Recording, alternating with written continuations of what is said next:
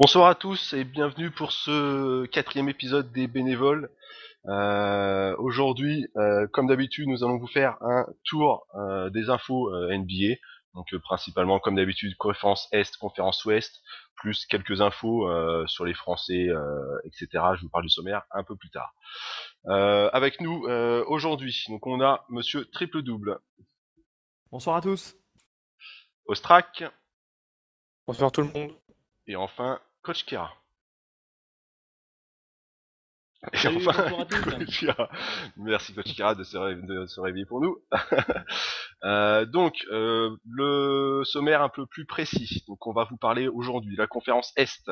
On essaiera de faire un bilan d'un maximum d'équipes. On parlera des têtes d'affiche en premier, puis on descendra pour arriver à ceux qui luttent pour être le moins bon bilan de la saison, pour obtenir le pic de la draft. Ensuite, nous passerons à la conférence Ouest. On essaiera de procéder à peu près de la même façon. On parlera plutôt du haut de tableau en premier, pour arriver enfin, on finira certainement par les Hornets.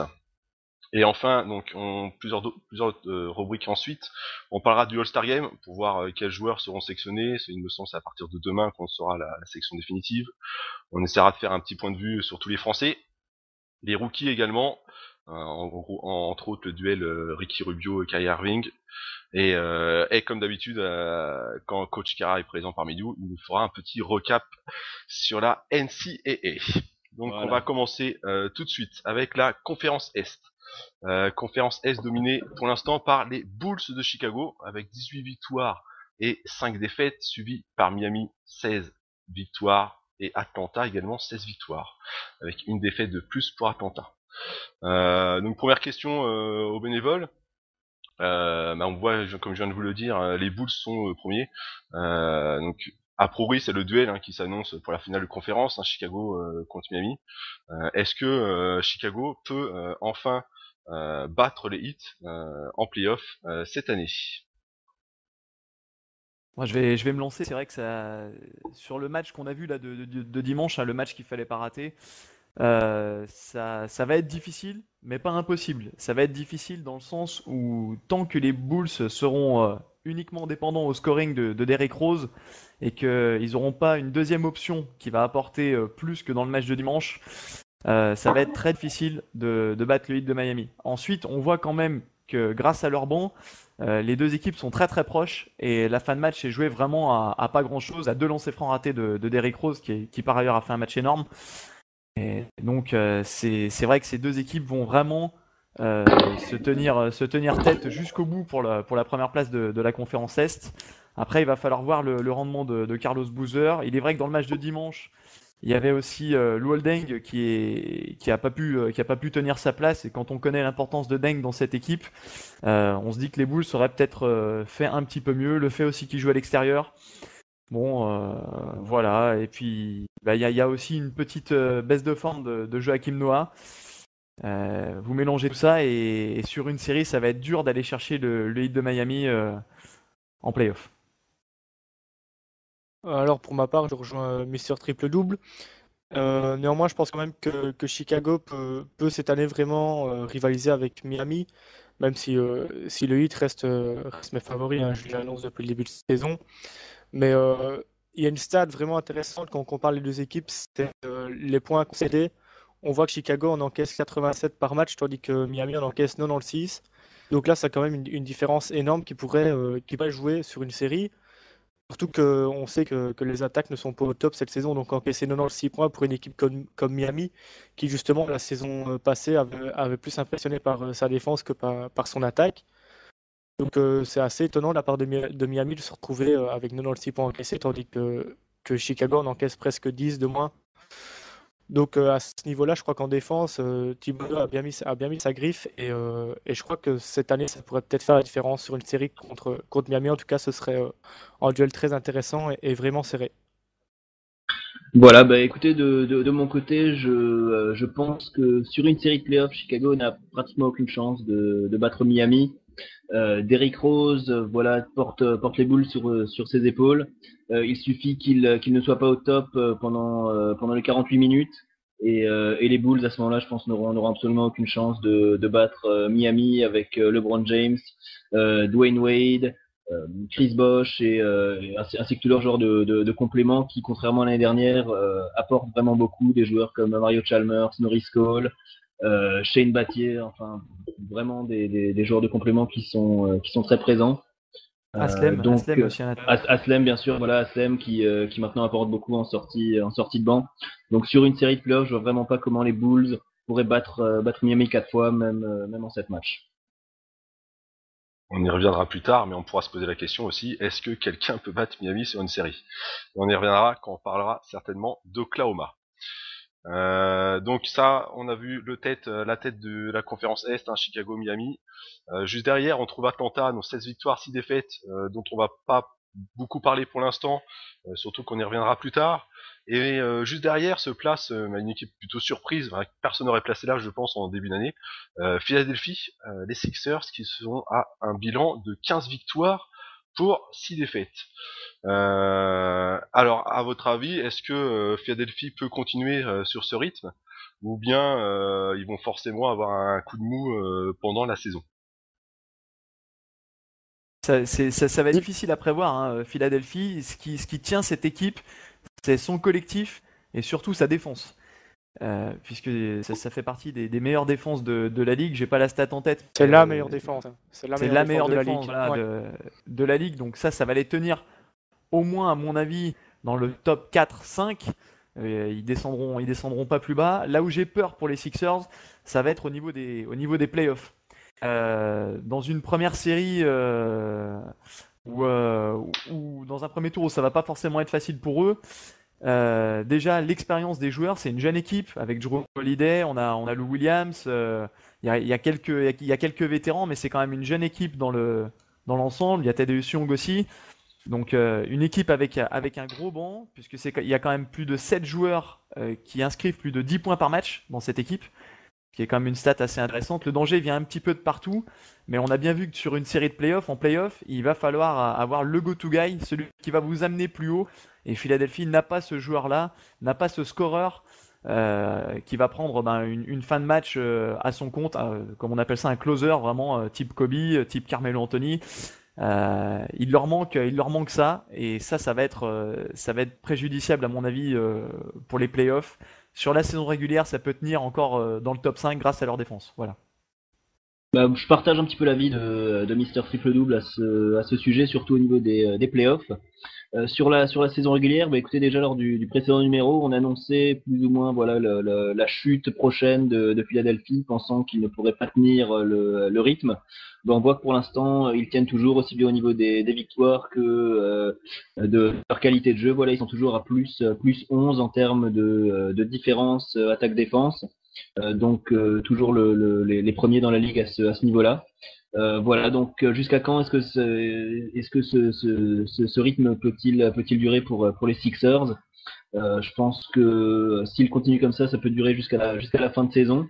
En tout cas, bon, les playoffs maintenant semblent être une évidence pour Iguodala et ses coéquipiers. Maintenant, les voir aller plus loin en playoffs, ça reste une autre histoire. Et à ce niveau-là, j'attends de voir ce qu'ils peuvent faire. Ça dépendra également de l'adversaire. Mais je suis un peu moins confiant pour la post-season au sujet des Sixers. Ouais, effectivement, je rejoins les deux autres pour ce qu'ils ont dit au niveau des playoffs, ce sera un petit peu difficile. Mais il y a quand même une stat qui est assez hallucinante du côté de Philadelphie, c'est qu'ils ont 7 joueurs au-dessus de 10 points. Donc j'ai pas la comparaison Ouais. par rapport aux autres équipes. Je l'ai dit, ouais. Je l'ai dit. Mais je crois que ça doit être la stat, ça doit être le nombre de joueurs. Il y a le plus de joueurs à 10 points dans une équipe dans la ligue, quoi. Et après, on a encore Jody Mix qui suit avec 9 points derrière. Donc c'est vraiment en collectif, vraiment très très impressionnant. Et on a aussi Lou Williams en sortie de banc, hein, qui est le meilleur scoreur. Il sort de banc, il a 15 points. Donc en sortie de banc, ça va faire du mal à beaucoup d'équipes. Maintenant, c'est vrai qu'en playoff, comme vous l'avez dit, ça manque d'un joueur qui peut tuer le match dans les derniers instants. Donc, je crois qu'en playoff, ça va être difficile. Le premier round devrait être passé sans trop de problèmes, toutefois, je crois.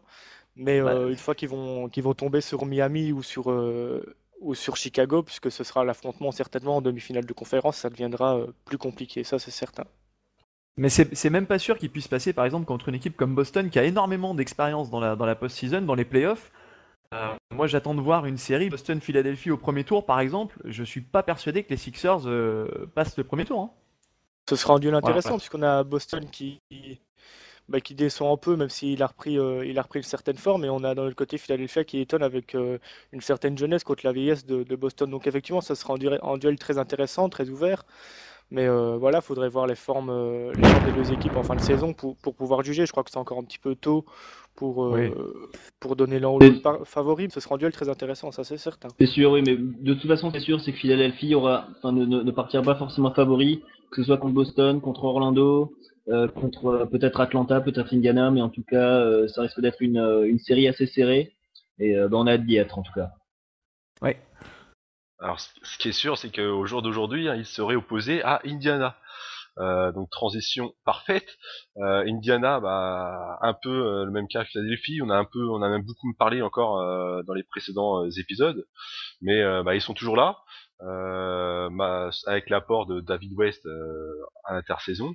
Donc il y a un peu la même question pour Philadelphie. Hein. Est-ce qu'on peut les considérer comme des vrais contenders, ou est-ce que, bah, pareil que Philadelphie, est-ce qu'ils vont craquer au bout d'un moment ou tenir? Bah, disons que c'est un profil un tout petit peu différent par rapport aux Sixers. Il y a certes un vrai collectif, mais ils ont deux joueurs majeurs sur lesquels s'appuyer, c'est Danny Granger et David West qu'ils ont recrutés à l'intersaison.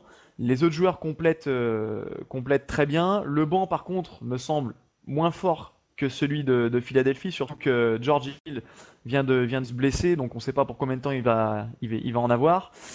Derrière, le 5 me paraît plus impressionnant que celui de Philadelphie. Et il va falloir voir jusqu'où ils peuvent aller. Maintenant, c'est une équipe qui soulève encore beaucoup d'interrogations. J'arrive pas trop à me faire une idée sur cette équipe. Il y a une chose qui est sûre, c'est ils sont bien coachés. Roy Hibbert fait des progrès à l'intérieur. Je suis un tout petit peu déçu par contre par Darren Collison, où j'attendais un peu mieux de sa part. Donc je suis encore circonspect sur cette équipe des Pacers. Et par contre, Paul George cette année, je pense vraiment va passer un palier. Et c'est peut-être lui qui fera la différence sur une série de playoffs et qui sera peut-être le facteur X. Voilà.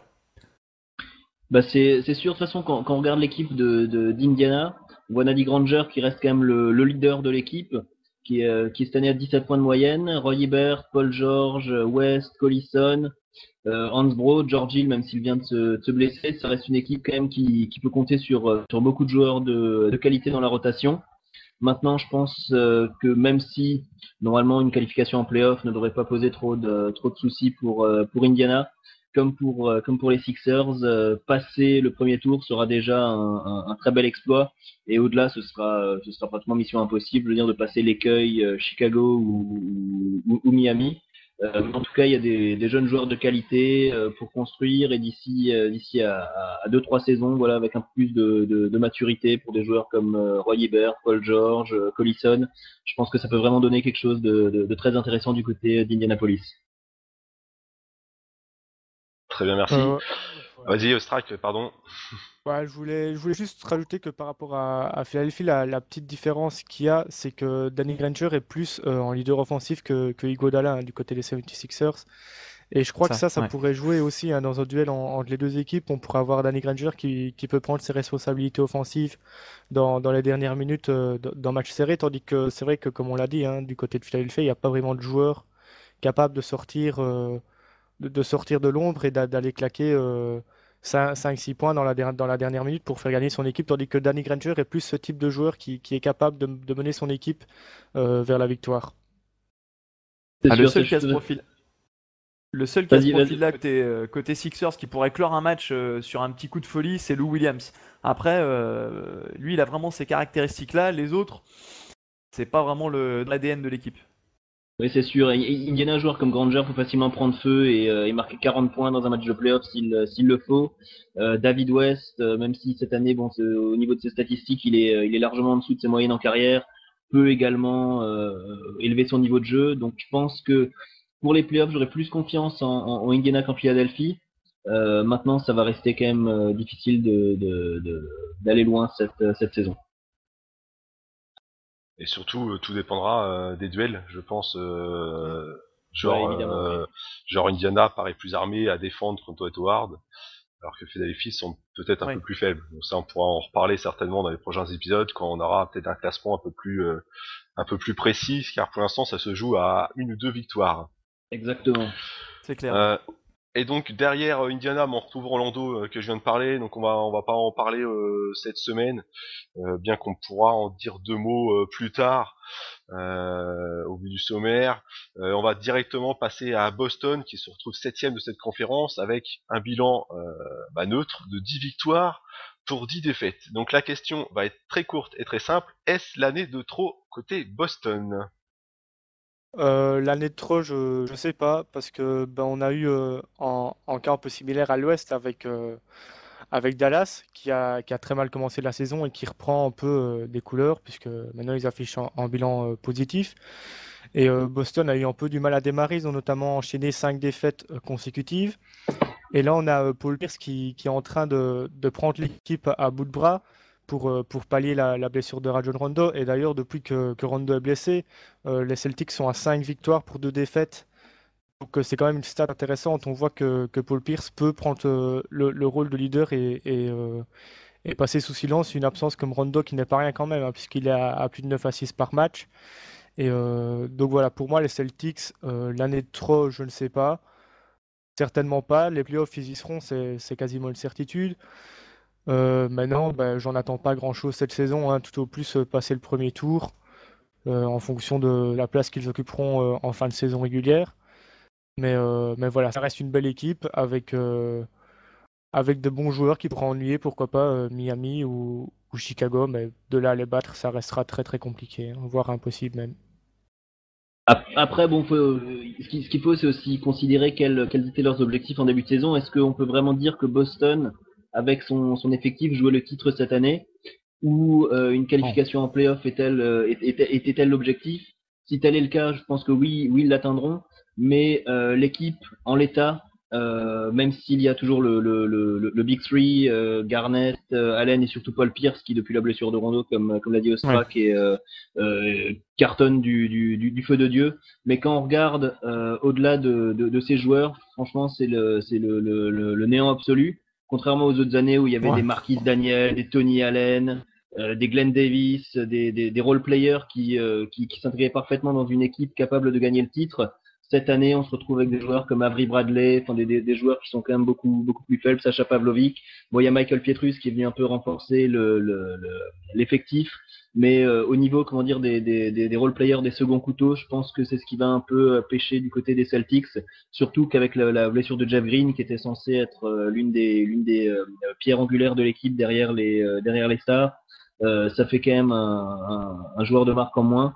Donc cette année, je pense que les playoffs, ça va être possible. Avec leur expérience, peut-être essayer de réaliser un upset, mais s'ils tombent contre Miami ou Chicago au premier tour, ça risque d'être difficile. Contre une équipe comme Philadelphie, Indiana, voire même peut-être Atlanta, j'y croirais quand même beaucoup plus pour un upset au premier tour, mais je pense qu'il faut être réaliste pour Boston, et cette année, ça risque d'être difficile vraiment de viser autre chose qu'un deuxième tour en playoff.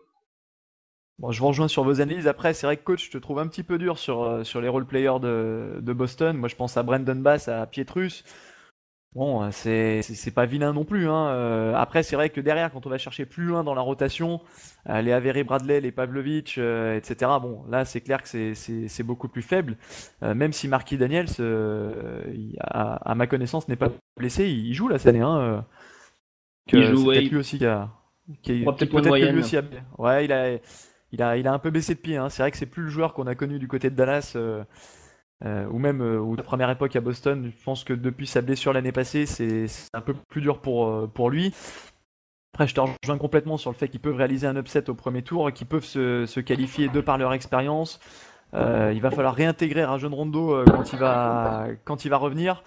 Bon, c'est sûr que l'année de trop pour le titre, oui, c'est l'année de trop. Ça paraît évident que cette équipe tout décemment va faire son crépuscule. Par contre, oui, pour les playoffs, je pense que ça pourra passer. Et puis, comme on dit, il y a une ambiance particulière à Boston sur une série de playoffs. Il y a le public et tout derrière. ça peut vraiment jouer en leur faveur. Après, il n'est pas non plus dit que l'équipe reste intacte d'ici à la fin de saison. Il y a quand même beaucoup de rumeurs qui entourent un peu tous les joueurs de Boston. Donc, on va voir peut-être qu'au moment de la trade deadline, on aura quelques surprises. Mais en tout cas, en l'état, oui, c'est sûr que viser loin, ça risque quand même d'être difficile pour les Celtics. Justement, en parlant de transfert, je crois que Boston devrait s'activer à ce niveau-là, notamment parce que c'est quand même la pire équipe au rebond de la ligue, hein. À leur rebond, gagner des matchs en ne prenant pas beaucoup de rebonds, c'est quelque chose qui est très difficile puisque bah voilà, le rebond mène forcément à des secondes chances au niveau des points ou peut-être même à des transitions quand on prend des rebonds défensifs. Donc pourquoi pas essayer de recruter en rebounder dans la raquette qui pourrait venir faire un peu le ménage, parce qu'être la dernière équipe au rebond pour une équipe comme Boston, je trouve que ça fait un petit peu tâche. Ouais, non, mais c'est sûr qu'un mec comme Reggie Evans aurait parfaitement collé, répondu à ce problème. Et pour moi, là où ils ont vraiment raté le coche, c'est le soir de la draft. Aller échanger Marshawn Brooks contre c'était Joshua Johnson, il me semble. Bon, voilà, on voit que un peu rétrospectivement, ils se sont un petit peu tiré une balle dans le pied avec le potentiel qu'avait Marshawn Brooks. Il l'avait dans les mains, il l'avait drafté et le laisser partir pour les Nets. Remarque, tant mieux pour les Nets, hein, mais voilà une solution qui aurait pu être intéressante en sortie de banc et qui leur aurait fait énormément de bien. En plus, c'est un enfant du pays, comme il a été formé à Providence, voilà, à 50 km de Boston. Ouais. Au niveau des fans, ça aurait pu tout de suite en faire un chouchou au niveau du public. Donc ça, c'est sûr que c'était une décision un peu étrange. On va pas revenir dessus, mais à ce niveau-là, Danny Ainge a peut-être commis une erreur. Une de plus.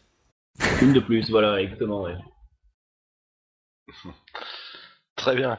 On va passer à une équipe tout autant historique, les Knicks. Les Knicks de New York qui, pour l'instant, sont loin d'être playoffables. Ils se retrouvent 10e de la conférence Est avec un bilan de 8 victoires pour 13 défaites, ce qui paraît même très très faible au vu de l'effectif de New York. Est-ce que vous pensez qu'ils ont encore une chance de se qualifier pour les playoffs, en sachant que devant eux, ils ont encore Cleveland, qui sont au même bilan avec une défaite de moins, et Milwaukee, qui ont une victoire de plus. Alors New York peut-il se qualifier en playoffs? Personnellement, plus le temps passe et plus j'ai des doutes pour New York, hein, parce que bon, on est quand même au tiers de la saison. Et le fait de se retrouver 10e de la conférence maintenant, c'est quand même étrange vu la qualité de l'effectif qu'ils ont. Je dis pas qu'ils sont outsiders pour le titre ou quoi que ce soit, mais les playoffs, ça doit être quand même le grand minimum qu'ils doivent se fixer comme objectif. Et derrière une équipe comme Cleveland, c'est quand même ça fait peur, hein, parce que bon, quand on a un duo comme Anthony et Stoudemire, ça peut pas arriver, alors qu'à Cleveland, on a juste un gars en rookie comme Irving qui mène l'équipe, quoi. Donc voilà, la solution, ça fait des semaines qu'on le dit, mais changer de coach, tout simplement, parce que je crois que D'Antoni ne tire pas le plein potentiel offensif de cette équipe. Et défensivement, tout le monde sait que le coach est à la ramasse. Donc voilà, faut qu'on se bouge du côté de New York, qu'on prenne les responsabilités et qu'on vire le coach pour en prendre un nouveau. Et je crois que ça ferait le plus grand bien à New York. Et bon, maintenant, on va voir aussi avec le retour de Baron Davis qui va arriver dans l'équipe, voir comment il va s'intégrer et voir l'impact qu'il va pouvoir avoir sur l'équipe. Ouais, non, mais c'est clairement l'énorme déception du début de saison. Pour moi, même une équipe comme Milwaukee paraît plus complète, paraît plus cohérente que ce qu'à New York. Et c'est grave de dire ça. Et si on en est venu à attendre le retour de Baron Davis pour voir cette équipe briller, j'ai envie de dire où va-t-on, quoi. C'est vraiment la déchéance pour ce club. Quand vous avez sur le papier quand même deux All-Stars, Stoudemire et Carmelo Anthony, on se dit que ça va vraiment tirer l'équipe vers le haut. Chandler signé à prix d'or. Quelque part, il arrive pas à faire sa place encore vraiment dans l'équipe. Ça va prendre du temps. Mike D'Antoni, ça fait longtemps que moi j'en ai fait le deuil pour les Knicks. Il faut un électrochoc, il faut faire quelque chose. Et j'ai l'impression que Carmelo en fait bouffe quasiment tous les ballons en attaque, tout le jeu offensif. Et du coup, ça pèse sur Stoudemire, ça pèse en plus sur le moral d'Amar'e Stoudemire, parce que clairement, il joue pas au niveau qui était le sien. Souvenez-vous du Amar'e Stoudemire du début de saison passée. c'était quand même quelqu'un qui tirait vraiment l'équipe vers le haut. Quand il y avait Raymond Felton, quand il y avait Gallinari, l'équipe était beaucoup plus équilibrée. On avait Fields qui explosait. Là, cette année, Landry Fields, bah, c'est pareil, c'est plus que l'ombre du joueur, du style qu'il avait été lors de la draft passée. Et voilà, c'est triste de les voir évoluer. J'ai encore souvenir là cette année où Carmelo Anthony fait gagner les Knicks sur un tir quasiment au buzzer à 3 points face aux Wizards. C'est pour vous dire que ouais, là Ouais, c'est bon, il après, peut le Thunder a voilà. perdu à contre les Wizards, donc bon, voilà, en match, ça peut arriver, mais là, les Knicks, Ouais, non mais le problème est plus que sur un match, hein. ouais, le problème est plus que sur un match, c'est sur énormément de matchs comme ça. Et voilà, comme a dit Ostrak, plus la saison passe, plus on sent que c'est fébrile et que finalement ça peut vraiment être un gros gâchis, quoi. Voilà. Ouais, bah c'est évident, surtout quand on voit, bon, au-delà de Carmelo Anthony, moi, c'est Amaris Stoudemire. On donne chaque année un award pour le joueur ayant le plus progressé. Si cette année, il en faudrait un pour le joueur ayant le plus régressé, je pense que Amaris Stoudemire, avec 17 points de moyenne à 42% au tir, ça reste quand même vraiment très faible pour un joueur de son calibre. Après ça, bon, Tyson Chandler, mais les Knicks, faut pas oublier qu'ils ont quand même récupéré un des styles de la draft, Iman Shumpert, qui fait une bonne saison. Oui, Il y a quand même du potentiel dans heureusement. cette équipe et c'est incroyable qu'ils n'arrivent pas à enchaîner quelques victoires quand même avec des joueurs de cette qualité. Landry Fields qui était excellent l'année dernière, cette année un peu plus de difficultés, mais bon, je pense pas qu'il ait oublié de jouer au basket pendant le lockout. Voilà, donc si on en est à faire jouer Steve Novak du côté des Knicks pour espérer gagner des matchs, c'est quand même que la situation est grave. Maintenant, bon, comme dit, un changement de coach, à mon avis, devrait arriver prochainement. Voilà, Mike D'Antoni a encore été confirmé. Mais bon, je pense que si ça continue sur ce rythme-là, avec des semaines à 3 défaites pour une victoire, ça risque de pas durer pendant encore très longtemps. Donc voilà, les playoffs, on est même en train de se demander si les Knicks ne pourraient pas les manquer, ce qui semble quand même incroyable vu l'effectif. Maintenant, bon, ils ont encore quelques semaines pour essayer de remonter la pente. On va voir avec peut-être le retour de Baron Davis qui va peut-être apporter quelque chose. Personnellement, je pense pas que son apport va être déterminant, va changer la physionomie de l'équipe. Je pense que c'est surtout Amaris Stoudemire qui doit essayer de s'impliquer un peu plus ou d'être un peu plus impliqué. Donc on verra ce que les prochaines semaines nous réservent pour les Knicks. Alors moi je sais pas ce que vous en pensez, mais j'attendrais, si j'étais eux, j'attendrais impatiemment le mois de mars pour pouvoir récupérer les expatriés chinois, alors que ce soit Kenyon Martin, que ce soit Wilson Chandler qui connaît bien la maison, que ce soit Aaron Brooks à la main. Là il y a quand même 3 joueurs, ou au moins l'un des 3 qui pourrait récupérer, et je pense que ça ferait vraiment du bien à New York et que ça pourrait peut-être un petit peu remettre la mécanique en route. Oui, c'est sûr, Ah, mais ça, combien d'équipes ne vont pas se les arracher, hein, ces trois joueurs qui peuvent faire du bien à peu près toutes les équipes dans la ligue. Donc, bien sûr, ils feraient du bien à New York. Maintenant, est-ce que les joueurs veulent aller dans une équipe comme New York qui ne gagne pas, qui a du potentiel mais qui ne gagne pas? Bah, c'est à voir. Ce sera leur décision.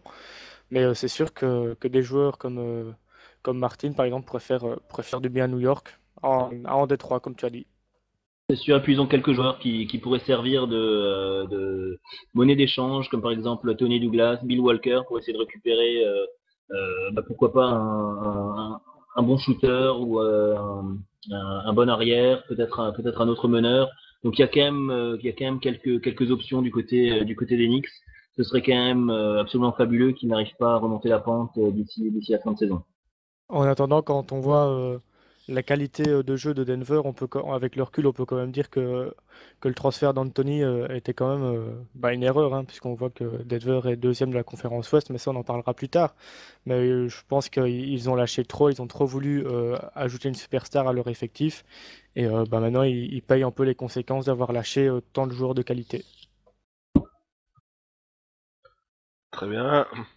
Donc effectivement, un New York qui a voulu peut-être trop copier Miami. Pour la course au playoff, on va rapidement discuter de deux d'autres équipes qui sont pour l'instant juste devant New York. Donc Milwaukee, 9 victoires, 11 défaites, bien qu'on en reparlera un tout petit peu plus tard. Et surtout Cleveland, qu'on n'attendait peut-être pas là. Cleveland en reconstruction autour de leur meneur Kyrie Irving, qui se retrouve pour l'instant 9ème avec 8 victoires et 12 défaites. Donc assez rapidement, est-ce que vous pensez qu'ils sont capables de se qualifier en playoff? Ou ça voudrait dire par contre Milwaukee qui saute? Bah écoutez, Bon, moi vas-y. qui suis de près ces deux équipes, en particulier les Cavs. Écoutez, moi je suis assez surpris et plutôt mitigé au niveau d'une accession en playoff. Je les voyais plutôt essayer de récupérer un très bon choix lors de la prochaine draft. Maintenant, avec Kyrie Irving qui marche vraiment de façon superbe, hein, le débat qu'il y avait au moment de la draft sur la possible erreur de ne pas avoir pris Derrick Williams, bon, je pense que maintenant, c'est même plus la peine d'en parler. Kyrie Irving se fera une très belle carrière. En tout cas, il en prend vraiment le chemin. Le chemin. Anderson Varejao qui est très bon aussi. Jamison qui est au niveau. Donc Cleveland a un effectif encore assez expérimenté avec des joueurs qui étaient déjà là lors de la grande époque des années LeBron. Daniel Gibson par exemple, Anthony Parker. Une place en playoff, bah écoutez, c'est possible. À mon avis, de toute façon, la place en playoff, la 8e place à l'Est se jouera aux alentours des 40% de victoire. Hein. Faut pas Ouais, attendre dû à beaucoup la... plus. ouais. Donc il y a quand même plusieurs équipes encore qui aujourd'hui peuvent y prétendre. Bah écoutez, moi je suis tenté d'y croire. Tout dépendra bien évidemment du niveau de jeu, du rendement de Kyrie Irving qui pour l'instant porte l'équipe sur ses épaules. Voilà, au sujet de Milwaukee, bah, l'absence de Bogut va faire beaucoup de mal. Par contre, pour l'instant, et j'en dirai encore un mot plus tard, il y a un joueur qui cette saison, je trouve, a vraiment franchi un palier, c'est Brandon Jennings, qui, à la façon d'Irving, porte l'équipe sur ses épaules. Voilà, dans sa 3e saison, il a vraiment progressé, il est devenu plus mûr dans son jeu. Et en tout cas, moi, personnellement, je pense que Milwaukee a probablement plus de chances que Cleveland de se qualifier. Drew Gooden, pour l'instant, remplace parfaitement Bogut au poste de pivot. Donc ça reste à voir. Je veux dire, voilà, Milwaukee, Cleveland, New York, voire peut-être d'autres équipes. La course reste encore très serrée. On est encore assez tôt dans la saison. Donc, en tout cas, ça risque de rester ouvert pendant très longtemps, vu le peu de victoires nécessaires pour se qualifier en playoff à l'Est. Ouais, les Cavs, hein, c'est clairement la surprise pour le moment. On les attendait pas à ce niveau. Ensuite, ils vont avoir une semaine et un enchaînement de matchs assez compliqué. Personnellement, je les vois pas en playoff. Milwaukee, pour moi, paraît beaucoup plus solide, malgré le problème qu'ils ont avec Stephen Jackson en ce moment. Mais bon, ça va peut-être rentrer dans l'ordre. Maintenant, les Cavs, ce qui est surprenant, c'est que c'est un mélange. C'est une équipe un peu expérimentale. On a à la fois donc les deux rookies, Irving, Tristan Thompson. On a Omri Caspi qui fait sa première vraie saison. On a Semi Harden qui avait été transféré l'année passée, qui apporte un petit peu à l'intérieur. Et puis on a, comme tu as dit, coach, les joueurs des années Librand avec Varejao, qui est un emmerdeur pas possible sur un terrain et que personne veut jouer. Il vaut mieux l'avoir dans son équipe que contre. Anton Jamison, bien sûr, qui apporte du scoring. Voilà, et Daniel Gibson, voilà, ça fait un mélange qui est un petit peu déséquilibré sur le papier. Puis bah, Coach Scott arrive à mixer tout ça et bah, pour le moment, il s'en tire pas trop mal. Voilà. En sachant que Coach Carr, je me permets de poser une petite question, est-ce qu'ils n'ont pas fait par contre une erreur, les Cavaliers, au niveau de la draft de Tristan Thompson, qui pour Non, moi l'instant n'a pas un rendement exceptionnel, on va dire. pour l'instant, il est jeune, il a fait de bonnes rentrées, il a un temps de jeu qui est assez faible pour l'instant, mais il ne faut pas oublier que le secteur intérieur avec Varejao, Jamison reste pour l'instant encore la force la force des Cavs. Donc je pense que Thompson, voilà, il a pas le talent d'Irving, mais je pense qu'avec un peu de temps, il pourra devenir un bon joueur. Est-ce que c'est le 4 du futur pour les Cavs? Je pense que c'est encore un peu tôt pour le dire, mais en tout cas, il fera partie du futur de la franchise. Voilà, donc bah, pour une année, comme l'a souligné MTD, Mister Triple Double, une année de transition, voilà, avec encore des éléments des anciennes gloires de Cleveland, voilà, des anciennes belles années, plus des jeunes qui débarquent. Donc ça fait un mélange un peu improbable, mais pour l'instant ça marche de façon assez surprenante. Donc voilà, est-ce que les Cavs vont tenir le rythme? Est-ce qu'ils vont s'effondrer? Il faut pas oublier que l'année dernière, ils avaient également très bien commencé la saison, étant, je crois, playoffable après 3 ou 4 semaines avant de subir la fameuse série de défaites de 25 matchs consécutifs. Voilà, donc bah écoutez, on verra comment ça va évoluer, mais en tout cas, je pense que Kyrie Irving, on en dira un mot tout à l'heure quand on parlera des rookies. Pour l'instant, on montre qu'il est vraiment qu'il méritait sa place de numéro 1 lors de la draft. Très bien, merci. Donc on va finir cette conférence Est en parlant du bas de tableau quand même rapidement. On va essayer de faire ça assez rapidement. Derrière, on retrouve un New Jersey Toronto qui au final s'en sort pas si mal que ça, on va dire, vu leur effectif, 7 victoires, 15 défaites. Et donc derrière, on Les a blessures trois surtout, équipes ouais. qui vont se battre pour le tour de draft. Hein. On a Washington avec On 4 avait victoires, 17 défaites. Détroit, 4 victoires, 19 défaites. Et enfin Charlotte, 3 victoires pour 19 défaites. Et qui sont sur une série de 9 défaites consécutives. Donc on va essayer de faire ça très rapidement. D'après vous, qui sera le dernier de cette conférence à la fin de la saison? Pour moi, les Bobcats. Washington, avec le changement de coach, ça va lancer un élan. Ils vont revenir un petit peu. Ils ont du talent quand même. Détroit, c'est pas très équilibré, mais il y a Greg Monroe qui tient un petit peu l'équipe vers le haut. Ils peuvent s'appuyer sur quelques joueurs vétérans. À mon avis, clairement, Charlotte. Et l'anecdote, c'est le lancer franc de Seguin Adop. Je ne sais pas si quelqu'un l'a vu là cette semaine, le airball, mais c'est tout Si, simplement, c'était, oui. c'est à ce niveau-là, c'est pathétique quoi. C'est affreux. Voilà. Biombo aurait pas fait pire, je pense. Mais en tout cas, ce qui est sûr, c'est que oui, pour moi, Charlotte sera sans doute également l'équipe qui finira dernière.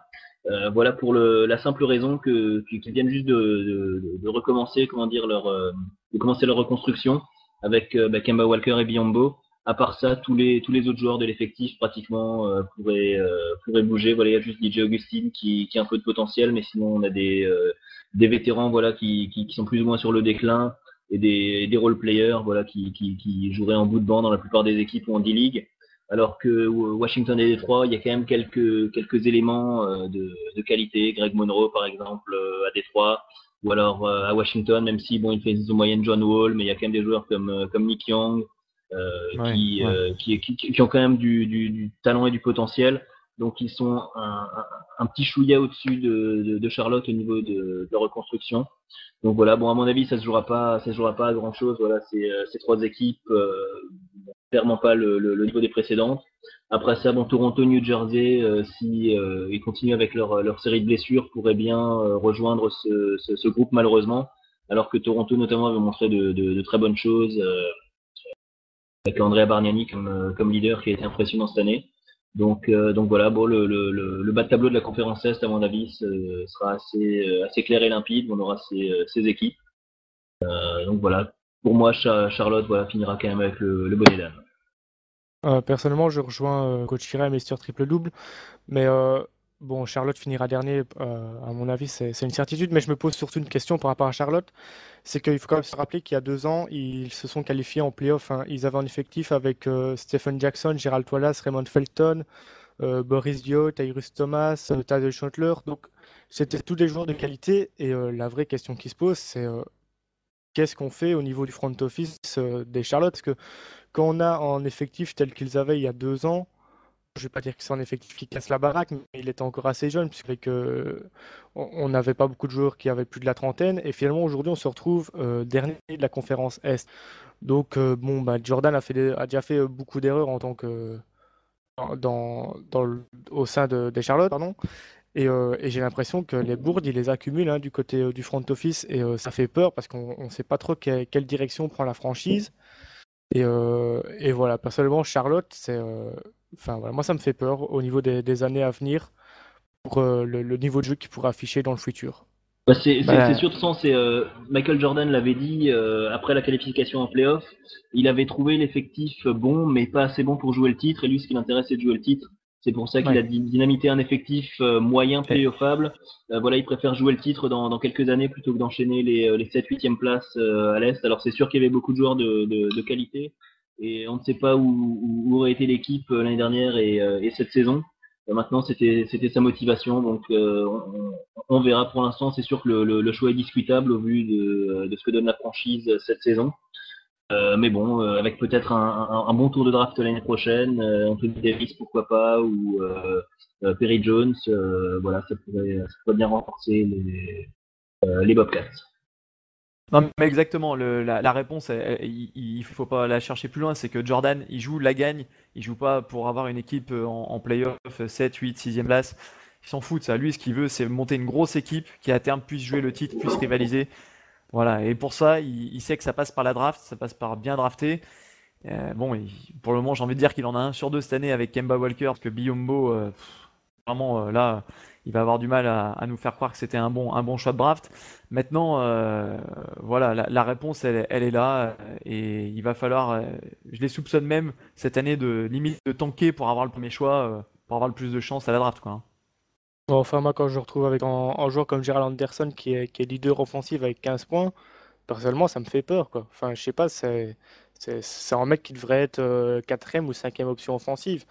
Et, euh, et franchement, bon, bah, ok, il y a les tours de draft. Maintenant, si c'est pour retrouver Charlotte comme possible candidat au titre dans 10 ans, oui, bah, c'est sûr, c'est un choix. Mais bon, voilà, moi, je préférais de loin l'équipe d'il y a 2 ans. Et je pense qu'avec moyen de construire quelque chose autour de ça. Maintenant, bon, bah, Jordan a pris une autre décision qui lui appartient et on verra ce que ça donne dans les années futures. Mais j'ai quand même vraiment peur pour cette équipe dans les futures années, personnellement.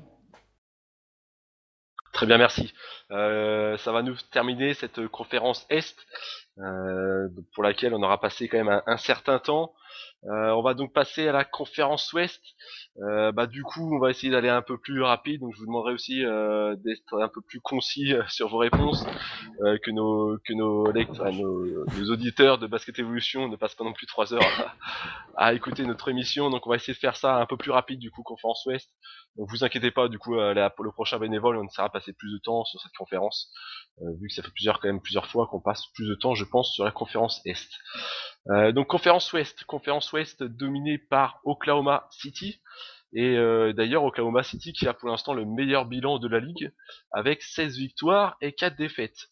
Donc on va commencer par eux. Donc rapidement, est-ce que vous pensez qu'ils resteront jusqu'à la fin de la saison le meilleur bilan de la ligue?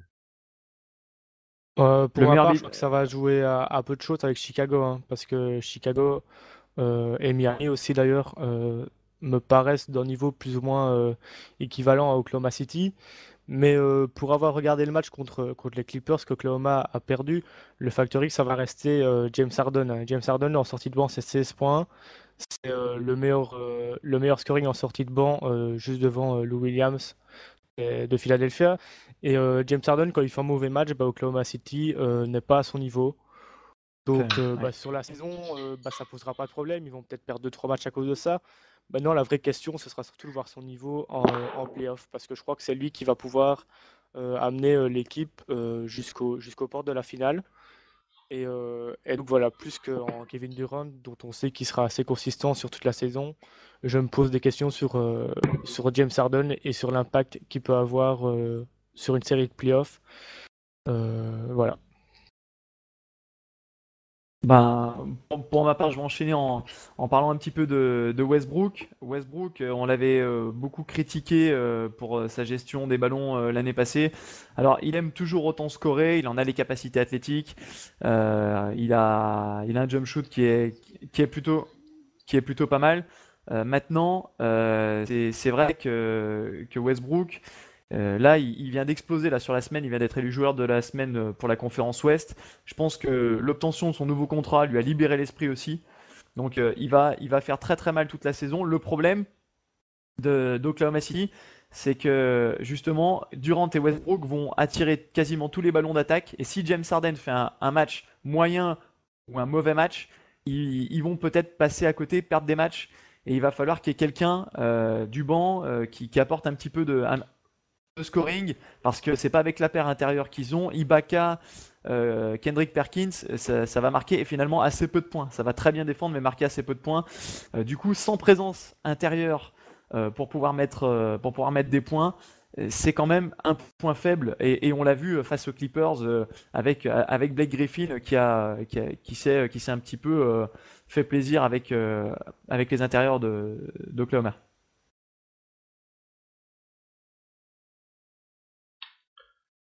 Très bien, pas d'autres choses à dire. Donc on va passer, parce qu'on peut pas parler quand même de la conférence Ouest sans parler des Clippers, qui sont un petit peu l'attraction, la NBA, on va dire, cette saison quand même, avec encore un gros dunk de Blake Griffin cette semaine, voire l'un des meilleurs dunks de l'histoire. Hein, certains sont allés jusque-là. Donc les Clippers se retrouvent quand même à 12 victoires, 6 défaites, donc deuxième de cette conférence Ouest. Donc bilan plutôt convenable, 3 victoires de suite.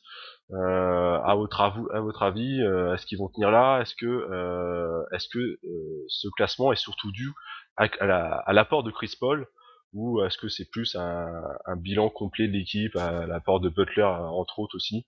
Est-ce que c'est vraiment Chris Paul qui a apporté sa patte de winner à cette équipe? J'ai envie de dire un peu des deux, mon cher Raptors. C'est-à-dire que c'est à la fois Chris Paul qui apporte sa patte de winner, sa patte de leader et qui fait progresser cette équipe. Et c'est à la fois l'impact des vétérans que sont Billups et Butler pour encadrer cette équipe qui tire également l'équipe vers le haut parce qu'eux aussi sont au niveau. Donc c'est un peu des deux. Mais on voit clairement que Chris Paul a mis la patte sur cette équipe et que derrière le jeu devient plus facile, il trouve les intérieurs plus facilement, les ailiers plus facilement, on n'a qu'à voir les shoots ouverts contre Aaron Butler, contre Chauncey Billups. Je veux dire, c'est quand même un sacré playmaker et il reste pour moi encore le meilleur meneur de la ligue. Et c'est pas étonnant de voir les Clippers à ce niveau. D'ailleurs, il y a quelques grosses victoires, hein, on l'a dit, contre Oklahoma City. Ils ont battu les Nuggets à Denver, ce qui est jamais chose facile. Il y a quand même quelques belles victoires déjà, hein, dans cette saison. Ils ont battu Miami à domicile également. Attention aux Clippers, la sauce est en train de prendre. Le banc est toujours peut-être un petit peu faible. On a quand même quelqu'un comme Mo Williams qui va apporter du scoring en sortie de banc. On a Reggie Evans qui va faire le sale boulot. Voilà, on a toujours dans le 5 André Jordan qui va mettre 2-3 contre et qui va dissuader les attaquants adverses. Les Clippers, j'ai envie de dire, peut-être pourquoi pas en finale de conférence, au moins. C'est possible, mais il ne faut pas non plus oublier que pour l'instant, les Clippers n'ont joué que 18 matchs. Ils ont joué 12 matchs à domicile, donc pour l'instant, ils ont eu, contrairement aux autres équipes, un rythme assez tranquille. Maintenant, voilà, on parle beaucoup de Chris Paul, bien sûr, Chauncey Billups. Pour moi, il y a un joueur qui vraiment, cette année, me surprend chez les Clippers, c'est DeAndre Jordan. Voilà, au moment de la signature de son contrat, je pensais qu'il avait été vraiment surpayé, alors que cette année, il confirme vraiment ce potentiel, rebond, contre, même au niveau du scoring. Je pense qu'il a pris une nouvelle dimension et que les Clippers vont rentabiliser leur investissement sur lui. Donc voilà, les Clippers qui sont au rendez-vous et qui seront sans doute au rendez-vous assez loin dans la saison. Après ça, on verra en playoff si la mayonnaise va pouvoir continuer dans des matchs à gros enjeux et à grosse pression. Voilà, vu que c'est une équipe qui est encore toute jeune, entre les très jeunes Jordan et Griffin, plus les nouveaux venus comme Billups et Paul, même s'ils ont de l'expérience. Donc, il faudra voir si la mayonnaise va pouvoir prendre en playoff. En tout cas, moi, je suis plutôt très confiant pour eux. Je les vois aller minimum en demi-finale de conférence, mais je serais pas surpris de les voir plus loin, voire même, pourquoi pas, qui sait, jusqu'en finale. Personnellement, la bonne surprise du côté des Clippers, mais on en parle assez peu, c'est Mo Williams. Je l'attendais pas à un tel niveau en sortie de banc. Il apporte quand même 14 points. En gros pourcentage à 3 points, il a 48%. Donc c'est le meilleur pourcentage longue distance de son équipe. Donc voilà, Mo Williams, il est assez impressionnant, je trouve, et il apporte pas mal côté Clippers. Maintenant, l'association Chris Paul Billups fonctionne pas mal aussi. Je m'attendais pas à ça.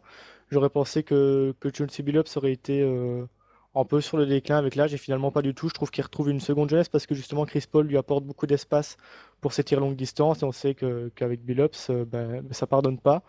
Donc voilà, maintenant finale de conférence, oui, pourquoi pas. Faut voir en fonction des adversaires. Mais contre une équipe contre Oklahoma, si justement les deux équipes venaient à se rencontrer en finale de conférence, ça me paraîtrait un petit peu léger encore. On en a parlé, le banc qui est pas au top côté Clippers. Maintenant, avec les années, ça va se former. Et d'ici 2-3 ans, ça pourrait faire très très mal aux Clippers. À voir. Alors moi, je serais impatient de voir une série contre les Lakers. Je pense que ça va valoir son pesant de cacahuètes si jamais ça a lieu. La bataille de Los Angeles, parce qu'on a eu déjà 2 matchs dans cette saison et les 2 fois ça s'est joué à pas grand-chose et on voit qu'à chaque fois c'est quand même vraiment il y a une certaine rivalité maintenant et bah, ça fait plaisir à voir parce que pendant très longtemps les Lakers écrasaient tout et là maintenant bah, il y a quand même un sacré duel entre ces deux équipes. Donc les Clippers à suivre de près et je vois que Ostrak a revu un peu sa position sur cette équipe puisque en début de saison il tenait pas le même discours. Voilà. Ouais, non, mais effectivement, c'est sûr que je trouve que, comme j'ai dit, l'association Billups-Paul, j'en attendais pas autant, surtout de Billups. Et Mo Williams, qui est en sortie de banc, fait quand même beaucoup de bien, parce que 14 points en sortie de banc, c'est pas négligeable avec un tel pourcentage. Donc, ouais, effectivement, j'ai revu mes positions, et maintenant, les Clippers me semblent, je ne sais, j'irai peut-être pas jusqu'à dire mieux avec les Lakers, hein, parce que bon, voilà, je suis chauvin quand même au minimum, Tu peux le mais ils me dire, tu peux semblent le bien dire. armés quand même. En, en tout cas, il y a une chose qui est sûre, c'est que les playoffs à l'Ouest, ça s'annonce quand même vraiment très ouvert, puisqu'on a des équipes qui pour l'instant sont classées 6e, 7e, 8e, comme les Lakers, San Antonio, Portland, qui sont tout à fait capables de battre, je pense, sur une série des équipes comme Denver ou les Clippers. Donc à mon avis, ça risque d'être vraiment très ouvert. Et l'avantage du terrain risque d'être assez important à ce niveau-là, vu que les équipes sont quand même assez proches en termes de niveau. En tout cas, plus qu'à la conférence Est, où il y a vraiment deux équipes qui dominent de la tête et des épaules leur conférence. Donc ça me permet justement de faire le petit lien avec la suite qu'on va parler tout de suite. Denver qui est troisième de la conférence, on va pas trop en parler dans cet épisode-là. On l'a déjà vu un petit peu avec le transfert la dernière fois de Carmelo. Puis on en a un petit peu parlé là quand on a parlé de New York. On va directement essayer de voir les équipes playoffables de cette conférence. Comme tu viens de le dire, Coach Kira, conférence très très resserrée. Car rapidement on peut voir que par exemple Denver qui est troisième a 14 victoires, alors que le 9e on a 12. Donc à 2 victoires près, on peut passer de la 9e place à la 3e place de cette conférence. Donc rapidement, est-ce que vous pouvez nous donner pour vous les 8 équipes qui seront qualifiées? Donc en sachant qu'à priori, Oklahoma, ils sont qualifiés, Clippers, d'eux-mêmes. Après, à vous de voir rapidement, donner votre top 8 de cette conférence. Bon, bah, je vais me lancer. Donc, Tu veux- bon, comme tu as dit, excuse-moi, Mr. Triple, comme tu as dit, Oklahoma City et les Clippers qualifiés. Dallas, ça devrait pas te poser de problème non plus, puisque après en début de saison difficile, ils se sont bien repris. Denver devrait continuer sur leur lancée. Utah, ça devrait passer aussi. Les Lakers, ça devrait le faire. San Antonio aussi. Donc voilà pour la 8e place. On a pour l'instant Houston, ce qui est assez étonnant hein, d'ailleurs. Je les voyais pas aussi haut. Et personnellement, je miserais peut-être plus sur Portland, puisque Memphis, on a Zach Randolph qui est blessé pour un petit temps. Je crois que ça va jouer quand même. Et Portland à domicile, c'est du lourd. Donc voilà, pour la 8e place, je vois bien Portland et sinon les sept premiers de conférence actuels qualifiés. Donc je précise pour ceux qui nous écoutent que du coup ça fait sortir Houston, Memphis et Minnesota, donc non playoffables. Est-ce que vous êtes d'accord les autres bénévoles? Moi Mister pour ma part, Triple je Double. serais ouais, je serais assez d'accord. Alors après, j'ai juste peut-être peur pour Utah. Utah à l'extérieur, c'est quand même. Ils ont joué que 6 matchs, ils en ont perdu 4. Je les vois bien redescendre parce que Utah, ils tiennent uniquement leur bilan qu'avec leur match à domicile. Donc, je verrais bien une équipe comme Memphis refaire le coup de l'année passée et se réintégrer dans le top 8 avec les Blazers. Les Blazers qui, au passage, on les avait un petit peu portés au nu, hein. Ils étaient deuxième de la conférence, on en avait dit du grand bien, on leur a un peu porté la chkoumoun au passage. D'ailleurs, Nick Batum a failli se blesser assez sérieusement. Heureusement, il y a pas grand-chose. Et c'est vrai que du coup, ils sont un peu redescendus, ils sont un petit peu décevants. Là aussi, parce qu'à l'extérieur, ça suit pas trop hein, du côté de Portland. Voilà, Houston, ils seront pas loin, hein. Houston sera pas loin, mais j'ai envie de dire que la grinta des Grizzlies, par exemple sur le match qu'on a vu hier soir face aux Nuggets, peut leur permettre quand même d'arriver au top 8. Donc moi, je ferais sortir Houston et pourquoi pas Utah. pour faire rentrer Portland et Memphis sur le classement actuel. Voilà. Voilà, bah moi je rejoins complètement Mister Triple Double au sujet d'Utah. Voilà, qui pour l'instant a eu un calendrier vraiment très favorable avec déjà 13 matchs à domicile, très peu de matchs à l'extérieur. Donc moi je les vois pas tenir ce rythme une fois qu'ils rentreront dans le plus dur de leur calendrier. Donc déjà j'enlève Utah. À la place, je mets Portland. Portland qui cumule expérience avec des joueurs comme Camby, Gerald Wallace et la jeunesse avec Nico Batum, avec Wes Matthews, avec Felton. Donc moi je pense que Portland sera en playoff. Après ça, Houston est l'autre équipe qui risque d'être peut-être sortie du top 8 actuel. Encore que en ce moment ils sont 8e ex aequo avec Portland. Mais Houston voilà, risque de retrouver peut-être ses 9e ou 10e places qu'ils accumulent depuis maintenant quelques saisons. Et alors là, je vais peut-être pas m'attirer que des bonnes critiques, mais je me prends à rêver de voir Minnesota, pourquoi pas en playoff, avec Kevin Love qui fait une saison énorme, Eric Rubio qui depuis qu'il est rentré dans le 5 donne vraiment une nouvelle dimension à cette équipe. Ça tourne plutôt pas mal du côté de Minnesota. Ils voyagent bien, ils voyagent même mieux que au niveau de leur bilan à domicile pour l'instant. Donc je pense que s'ils retrouvent confiance à la maison et qu'ils continuent à jouer à ce niveau-là hors de leur base, quand on sait que cette année c'est très difficile de voyager vu l'enchaînement des road trips, je peux peut-être me prendre à rêver et voir les Timberwolves arracher la 8e place in extremis. En tout cas, ça serait sympa. En tout cas, c'est sûr, ce serait beau à voir un petit match-up entre Russell Westbrook et Ricky Rubio au premier tour des playoffs. Ça, je pense que ça vaudrait son pesant d'or. Très bien. Donc rapidement, on va passer plutôt au fond de cette conférence. Donc on a cité une bonne partie des équipes. Il nous reste derrière Golden State, Phoenix, Sacramento et New Orleans.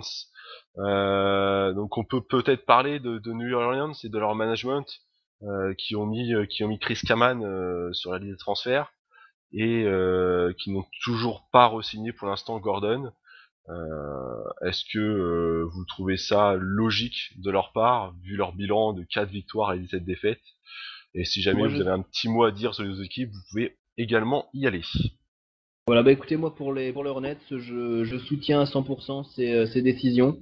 Voilà, bah maintenant que Chris Paul et David West sont partis, je pense qu'il faut faire table rase et repartir avec des jeunes. Donc voilà, placer Chris Kaman, essayer de récupérer des tours de draft. En tout cas, c'est ce qu'ils espèrent. Quant à Eric Gordon non re-signé, bon, je pense que Gordon voilà voulait un gros contrat. Est-ce que dans une équipe en totale reconstruction, on donne un gros contrat à un joueur qui n'est quand même pas un franchise player du niveau d'un LeBron James ou d'un Kevin Durant? Donc moi je pense qu'ils ont pris la bonne décision, voilà, donc ça risque d'être un petit peu difficile pendant quelques années du côté de la Louisiane, mais pour moi c'est la bonne décision. Et donc une autre question qu'on peut se poser, peut-être que nos deux autres bénévoles pourraient répondre, est-ce que du coup le trade que New Orleans a fait pour faire partir Chris Paul était le bon? Est-ce que par exemple David Stern a raison de refuser le précédent trade pour prendre celui-là? Si Chris Kaman part déjà, et Eric Gordon peut-être pour rien non plus derrière. Ça va dépendre de deux choses. Il va falloir re-signer Eric Gordon, alors peut-être pas au prix où Gordon le voudrait, voilà. Ou alors faire un échange d'Eric Gordon. On sait qu'Eric Gordon est originaire d'Indiana, il rêve de jouer pour les Pacers. Pourquoi pas un échange, je sais pas, avec un package Danny Granger plus, je sais pas, un autre joueur, Hansbrough par exemple, Danny Granger, Tyler Hansbrough contre peut-être Eric Gordon. Pourquoi pas? Je dis ça, je fabule un peu, hein. Mais en tout cas, il faudra soit trouver une monnaie d'échange pour Eric Gordon, soit le re-signer. Parce que clairement, et puis la deuxième chose, ça va dépendre du pic de Minnesota. Et Minnesota, pour le moment, ils font plutôt une bonne saison. Le pic risque de pas être très très haut. Du coup, l'échange, on se dit, ouais, s'ils laissent Eric Gordon partir sans rien et qu'ils le re-signent pas, s'ils mettent Kayman sur la liste des transferts, s'ils ont un pic moyen et qu'ils se retrouvent avec Al-Farouk Aminu seulement contre Chris Paul, on pourra dire que le trade aura été complètement raté. Bon, on pourra surtout se dire que Stern aurait mieux fait d'accepter le trade des Lakers. Bon, je vais pas je vais pas m'étaler là-dessus. Bon, c'est sûr qu'ils auraient récupéré Pogazol et Lamar Odom qui sont pas de première jeunesse, mais bon, s'ils perdent Eric Gordon, s'ils Non, perdent non, Chris Kaman, ils auraient pas récupéré Gasol, hein. Ils auraient récupéré Odom et Kevin Martin et Scola, mais oui, oui, oui, Gasol oui. partait aux Partait Rockets, hein. à Rockets, ouais, effectivement. Bah, justement, un type comme Martin, c'était aussi un joueur de talent qui est peut-être pas aussi jeune que Gordon, mais qui reste un bon joueur. Alors bon, bah voilà, c'est vrai que comme tu l'as dit, bah, au final, il risque de se retrouver avec seulement Aminu comme échange, comme monnaie d'échange contre Chris Paul et le tour de draft, comme tu l'as signalé, qui est de Minnesota, qui est pas élevé. Je crois que là, on s'est un peu tiré une balle dans le pied côté Hornets et je crois que ça va, pendant quelques années, on va jouer les tours de draft parce que je vois pas où est-ce qu'ils peuvent aller avec cette équipe et surtout s'ils ne re-signent pas Eric Gordon. Bon, ce qu'il faut se dire, c'est que de toute façon, Chris Paul serait parti. Donc voilà, ils ont essayé de voir quelle était la meilleure stratégie pour reconstruire, que ce soit avec Kevin Martin ou avec Eric Gordon. De toute façon, je pense que la franchise devait repartir sur de nouvelles bases. Et donc voilà, maintenant l'objectif de toute façon, ça va être d'enchaîner les tours de draft pour essayer de reconstruire de cette façon. Voilà, donc je pense que pour les Hornets, en tout cas, ça risque d'être un petit peu difficile. Eric Gordon va-t-il re-signer, ne va-t-il pas signer? Bon, on verra ça. Ça sera peut-être un des feuilletons de la future De l'été. intersaison. Ouais. Voilà, exactement, ouais, mais en tout cas, voilà, pour l'instant, personnellement, je pense que c'est ce qu'il faut faire pour pouvoir repartir sur des bases saines. En tout cas, pour Eman, moi je comprends tout à fait. C'est un pivot qui font jouer comme backup. Il a 14 millions de dollars la saison. À ce prix-là, on peut pas le garder. Il faut le transférer avant la fin de son contrat. Il garde Ah, une ça c'est certaine sûr, cote c'est pour évident, pouvoir. oui. Là, je pense qu'ils ont vraiment bien goupillé là-dessus, quoi, hein. Il y a pas de souci. Ok. Donc on va arrêter là-dessus pour la conférence Waves. Donc on s'excuse encore une fois pour ce temps un peu plus court sur cette conférence. On essaiera d'y remédier dès la prochaine émission. Bien que la prochaine émission sera possible entièrement dédiée au All-Star Game, qui va pas tarder. On comptait parler des sélections justement All-Star Game. On va peut-être pouvoir y passer 2-3 minutes très rapidement. Donc pour l'instant, toujours dans les votes. Je crois qu'il n'y a pas eu de dernière vote sortie dernièrement, mais c'était toujours Dwight Howard devant Kobe Bryant, si je ne dis pas de bêtises, en sachant qu'on aura les résultats de tout ça demain. Ouais, normalement, on Est-ce n'aura aucune surprise au niveau des Ouais. 5 majeurs pour le All-Star. Voilà, c'est des 5 qui sont, somme toute, assez logiques. Voilà, de toute façon, chaque année, c'est plus au niveau des remplaçants que, Ouais. que les Qu'il y a débat, analystes ouais. se délectent voilà, des possibles spéculations. Donc, à ce niveau-là, plusieurs joueurs pourraient mériter leur sélection. Bien entendu, des joueurs comme Lamarcus Aldridge ou Kevin Love devraient hériter d'une place au All-Star Game cette année. Maintenant, il pourrait y avoir de nouvelles têtes. Voilà, on parle pourquoi pas de Kyle Lowry, Tony Parker qui pourrait faire son retour possiblement, des joueurs comme Brandon Jennings par exemple à l'Est. Voilà, vu que les très nombreuses blessures vont de toute façon jouer un rôle majeur au niveau des sélections. Donc je pense que cette année ce sera assez ouvert au niveau des backups pour le All-Star Game. Ah oui, je te rejoins complètement, coach, hein, ça c'est clair. Bon, j'aimerais quand même qu'il y ait une injustice qui soit réparée, c'est qu'il faut au moins que Lamarcus Aldridge ait son spot de All-Star cette année. Il le mérite. Et il l'aura, et il l'aura. Voilà. Et j'espère vraiment qu'il va l'avoir. Ensuite, à mon avis, il y a une place qui va se jouer entre Kyle Lowry et Tony Parker. Ça sera peut-être l'une des dernières sélections All-Star de Tipeee s'il arrive à intégrer l'équipe cette année élue par les coachs. Et puis sinon, il y a aussi le débat sur Gallinari. Au vu du bilan des Nuggets, même si c'est quand même un gros collectif, est-ce que Danilo Gallinari peut prétendre à cette place de All-Star? Il peut y prétendre. Est-ce qu'il l'aura? Ça, c'est moins sûr. Et c'est là-dessus, c'est sur ce type de joueur qu'il va y avoir débat. Très bien, donc on va pas passer plus de temps sur ce All-Star Game. Comme je vous l'ai dit, de toute façon, on fera une émission spéciale pendant ce week-end où on pourra éventuellement reparler des sélections ou non-sélections de certains joueurs. Donc je vous propose de directement passer à nos petits Frenchies. Comment faire une émission sur NBA sans parler des Français qui sont en NBA. On va peut-être pas faire un long discours sur chacun. Je me permets de rapidement les réénumérer pour tout le monde et rapidement donner leur perf du moment. Donc on a toujours Nicolas Batum qui vient de se blesser, mais a priori beaucoup moins grave que prévu au genou. On pourra peut-être en reparler un petit peu.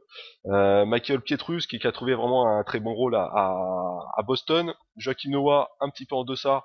Chicago, Johan Petro, qui est parfois titulaire à New Jersey, mais parce qu'il n'y a pas beaucoup d'autres joueurs à New Jersey. Rodrigue Bobois, qui trouve un spot de meneur à Dallas en l'absence de Jason Kidd, qui a beaucoup de blessures depuis le début de la saison, qui a fait des bonnes stats, Rodrigue Bobois. Tony Parker, en mode All-Star Game, comme vous venez de le dire. Est-ce que vous avez des précisions à donner sur ces joueurs, un petit coup de cœur, celui qui vous procure des bonnes sensations en ce moment en NBA? Moi j'ai envie de parler de Nico Batum et de la négociation de son contrat. Je veux pas jouer pour le comptable, je veux pas passer pour le comptable de l'émission, mais c'est vrai que là où il a pas de chance, c'est que les Blazers vont devoir re-signer Gerald Wallace s'ils veulent le garder et Nico Batum. Les deux jouent exactement au même poste. Alors apportent des choses un petit peu différentes et Batum souffre de ça. Et c'est pour ça qu'ils l'ont pas re-signé au prix où ils voulaient. Ils l'ont pas re-signé tout court. Il sera free agent restrictif au cours de l'été. Et je pense que si les Blazers lui montrent pas vraiment une marque de confiance au prix où Batum va être signé, à mon avis, il partira peut-être ailleurs si le staff de Portland fait le choix de re-signer Gerald Wallace. Ça va être dur de conserver les deux, ou alors il va falloir que les deux acceptent de revoir leurs prétentions à la baisse. Voilà. Moi, je pense que les Blazers ont très bien joué le coup en ne prolongeant pas Batum pour l'instant. Voilà, il sera restricted free agent. Donc, ils pourront un peu voir quelles sont les propositions que reçoit Batum. Et donc, si Batum s'engage avec une équipe, ils pourront à ce moment-là prendre la décision en temps et en heure de garder l'ailier français ou de le laisser partir. Donc, je pense qu'au niveau des Blazers, voilà, c'est plutôt bien joué. Sinon, à part ça, pour revenir sur les autres Français, un Français donc qui tourne bien son nom, c'est Rodrigue Bobois, voilà, qui retrouve une seconde jeunesse à Dallas. Il retrouve les jambes de sa saison de rookie. Donc ça c'est très bien. Voilà, Yann Maïmi qui joue toujours beaucoup, Michael Pietrus qui trouve son rythme à Boston, voilà, dans une équipe où il y a des places à prendre et du temps de jeu à grappiller. Et pour l'instant, il le fait plutôt bien. Voilà, et puis un mot également sur Kevin Séraphin, voilà, qui pour l'instant, Enfin. malgré le changement de coach, voilà, il joue un peu plus, mais ça reste quand même très fragile. Voilà, c'est pour l'instant, c'est plutôt Yann Vesely qui profite du changement de coach. La blessure d'André Blatch va peut-être lui donner un rôle plus important dans la rotation, mais pour l'instant, ça s'annonce quand même assez difficile pour lui. Voilà, puis Boris Dio moi je pense qu'il ne finira pas la saison avec les Bobcats. Voilà, un coup il joue, il a été sorti du 5. De toute façon, l'effectif est en tel état, en telle reconstruction que je pense qu'ils vont essayer de l'envoyer dans une équipe, renforcer une équipe playoffable vers la trade deadline, peut-être vers Orlando, peut-être vers Boston, mais une équipe de ce style-là, voilà, qui pourrait profiter des qualités du français. Pour ma part, le petit coup de cœur, c'est comme vous l'avez dit, comme Raptors a introduit, Tony Parker, qui est vraiment en mode All-Star, puisque notamment, il est avec 7,8 assists par match, c'est la meilleure stat de sa carrière. Ouais, Donc ouais. c'est quand même assez intéressant comme stat. On voit qu'avec l'âge, il se bonifie peut-être aussi avec le temps. Il devient de plus en plus complet et malgré l'absence de Ginobili, les Spurs tiennent la route. Et je crois que Tony Parker est quand même loin d'être étranger à cela. Donc voilà, je suis pas un fan de Parker, loin de là. Mais voilà, faut reconnaître que pendant ce début de saison, il fait le taf et je suis assez charmé par son niveau de jeu. Et sinon, je rejoins Coach Kira pour Rodrigue Bobois qui fait un bon début de saison. On peut notamment parler de sa perf contre Utah, hein. 22 points à 9 sur 15 au shot. C'est pas rien, c'est pas anecdotique. L'idéal pour Dallas, ce serait qu'il puisse maintenir un niveau de jeu avec une moyenne de points qui oscillerait entre 11 et 13 points de moyenne. Je crois que c'est faisable pour lui. Et voilà, je crois qu'avec le temps, ça peut devenir un joueur vraiment intéressant en sortie de banc pour une équipe comme Dallas. Ouais, il faut savoir aussi que Parker a fait un match à 17 passes décisives. Et cette passe dans je record en sais plus carrière, combien. voilà, oui. Voilà, record en carrière. Donc là, et je trouve bizarrement qu'il sait, comment dire, il a su faire évoluer son jeu et il se rapproche plus maintenant, j'ai envie de dire, d'un Billups. Alors sans le shoot, toujours avec son rôle de, de joueur très fort en pénétration, mais beaucoup plus passeur dans l'équipe, servant très bien ses coéquipiers. Et je pense que ça, c'est aussi la maturité qui a su faire évoluer de ce côté-là. Et puis, il garde aussi, de toute manière, son agressivité et son jeu. Un petit mot juste sur Joachim Noah rapidement. Noah, qui a pas son jus des saisons passées. En tout cas, c'est ce que je trouve un petit peu. Même s'il essaye d'apporter, je le trouve un petit peu émoussé cette année. Ça va peut-être revenir un cyclique. Il y a aussi la concurrence avec Omer Asik. Et puis c'est ce qu'a fait remarquer Charles Barkley, qui est un grand fan de Joachim Noah et qui cette année le trouve un petit peu moins bon. C'est aussi mon cas, je partage en partie son analyse.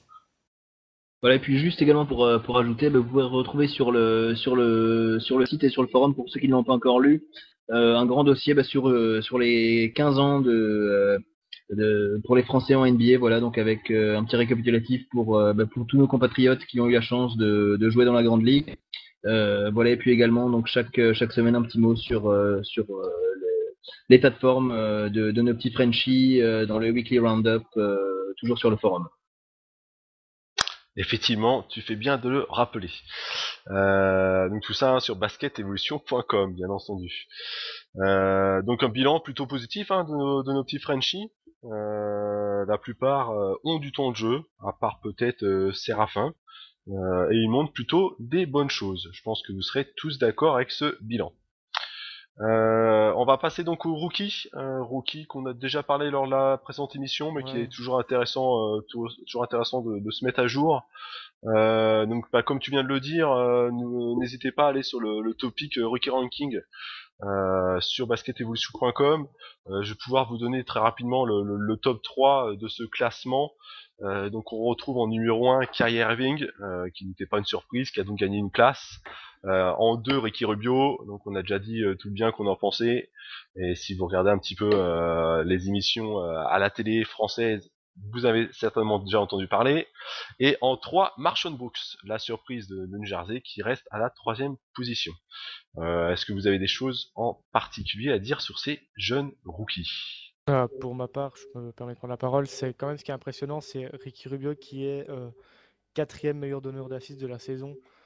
Alors bon, je sais pas, mais pour un rookie, ça m'étonnerait qu'on ait vu ça assez régulièrement. Et certains avaient des doutes quant à sa familiarisation avec le jeu NBA. Et il prouve au fil des matchs qu'il s'y acclimate très bien. Et sa vision du jeu est juste parfaite, quoi. Quand on voit les passes qu'il peut sortir parfois, c'est assez impressionnant pour un joueur de son âge. Mais bon, voilà, il a toute l'expérience qu'il a pu avoir en Ligue espagnole, notamment aussi avec l'équipe nationale d'Espagne. Et je crois que ça lui a fait en bien fou. Et il est en train d'enchaîner les perfs cette saison. Et voilà, pour ma part, il m'impressionne vraiment pas mal. Et juste un petit mot sur Irving aussi, hein. On a parlé de Cleveland tout à l'heure, de la bonne surprise de Cleveland. Et Irving n'est pas étranger à ça. Donc voilà, c'est deux rookies meneurs au style différent, mais qui apportent vraiment pas mal à leur équipe. Donc voilà, je sais pas ce que vous en pensez. Ouais, je vais. Cette année, Vas-y. Cette année, de toute façon, voilà, à la base, on disait que la draft serait assez faible. Lors de l'émission précédente, on disait que finalement, c'était plutôt pas mal. Et là, maintenant, on voit que les rookies montent encore en puissance. Voilà, donc Ostrak a parlé de Ricky Rubio. Kyrie Irving, voilà, qui a marqué le buzzer beater face à Boston, qui tourne vraiment de façon excellente, à pratiquement 20 points de moyenne maintenant depuis quelques matchs. Plus de 50% au tir, 40% à 3 points, 80% au lancer franc. Donc vraiment des très bonnes stats. Voilà, et puis derrière, Marshawn Brooks, voilà, qui malheureusement est un petit peu gêné par les blessures, mais qui prouve à chaque match où il peut jouer qu'il est un formidable scoreur. Kemba Walker, qui a signé un triple-double la semaine dernière et qui reçoit de plus en plus les clés de la maison chez les Bobcats. Et voilà des joueurs comme Brandon Knight par exemple. Enfin Ouais. notamment au niveau des meneurs d'ailleurs, parce que tous ces joueurs sont des Ouais. meneurs. On a vraiment une très belle promotion à ce niveau-là, voilà, et même des surprises comme je sais pas, Kawhi Leonard par exemple, Iman Shumpert. Donc c'est une draft qui est beaucoup plus profonde que ce qu'on voulait nous dire au mois de C'est vrai. juin. Et même s'il n'y a sans doute pas de futurs superstars, à part peut-être Rubio et Irving, qui sait, mais à mon avis, on aura quand même pas mal de joueurs de qualité issus de cette promotion. Oui, il y a quand même, à contrario, quelques déceptions, hein. Moi, je pense notamment à Jimmer Fredette, hein, on en faisait tout un pataquès. Personnellement, j'y ai jamais cru. C'est pour moi une sorte de. Il faut qu'il trouve son rôle et je le trouve plus proche d'un JJ Redick, gros shooter en NCAA. Et là, il bloque clairement au palier supérieur.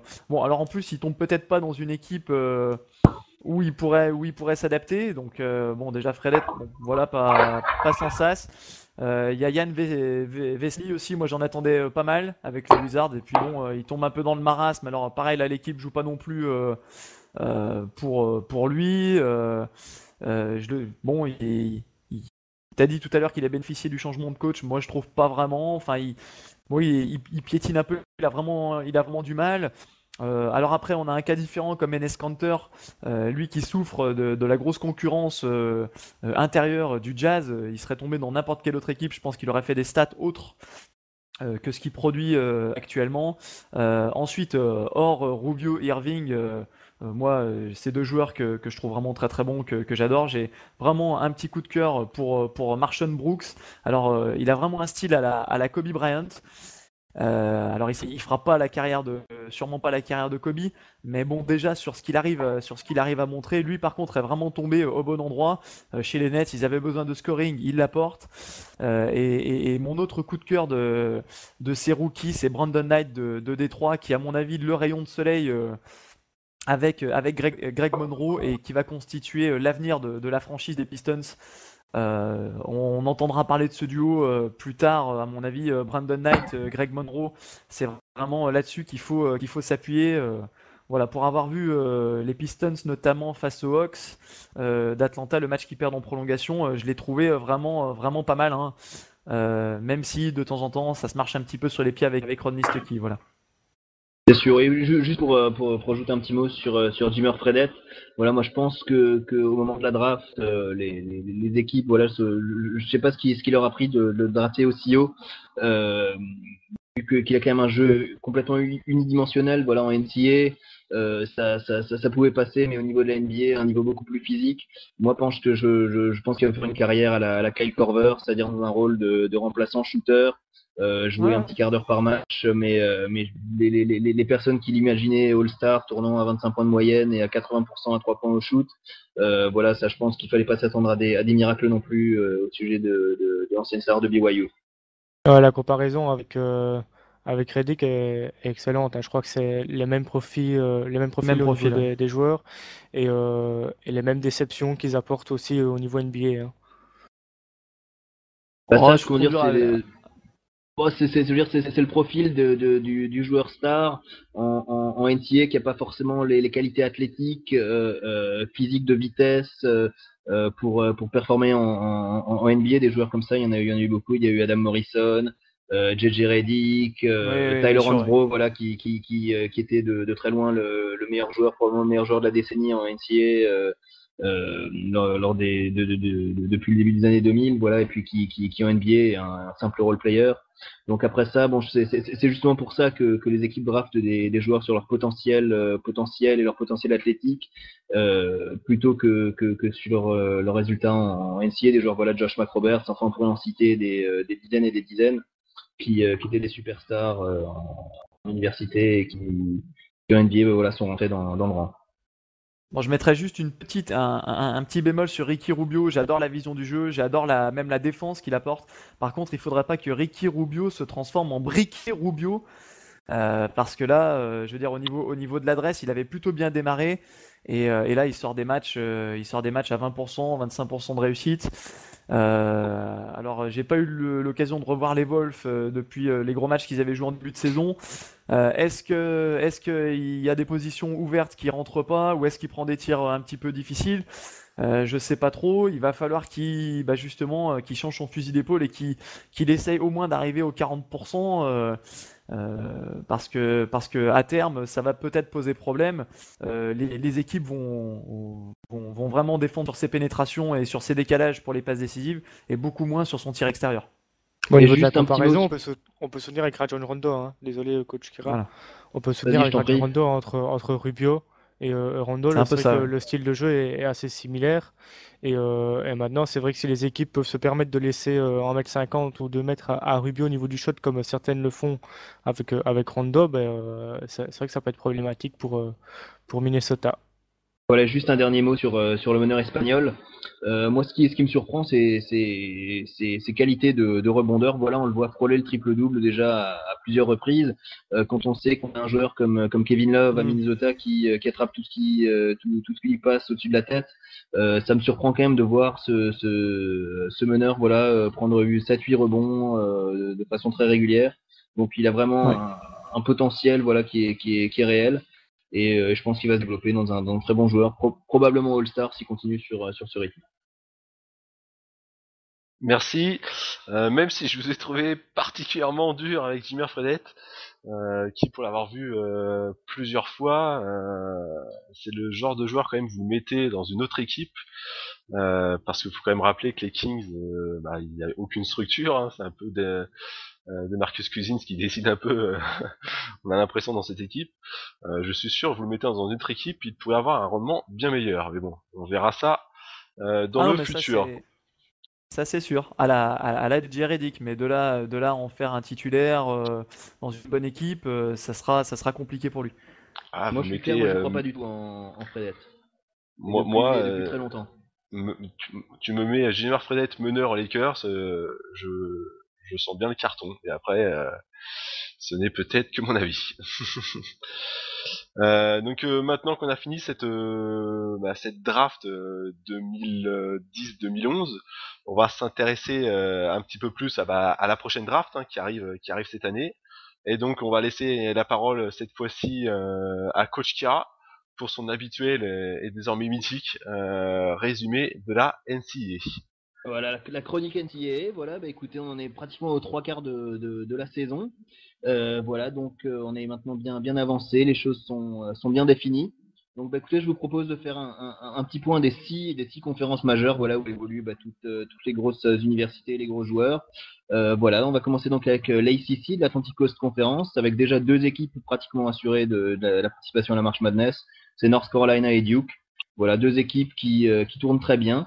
On connaît la richesse de leur effectif, voilà, avec Harrison Barnes par exemple à North Carolina, Tyler Zeller, l'intérieur qui est excellent en ce moment, le meneur Marshall qui tourne bien aussi, donc North Carolina qui sera présent au rendez-vous. Duke avec Austin Rivers qui commence à trouver un très bon rythme et qui risque à mon avis de remonter dans les prochaines mock drafts, pourquoi pas remonter dans le top 10 lors de la prochaine draft s'il se présente.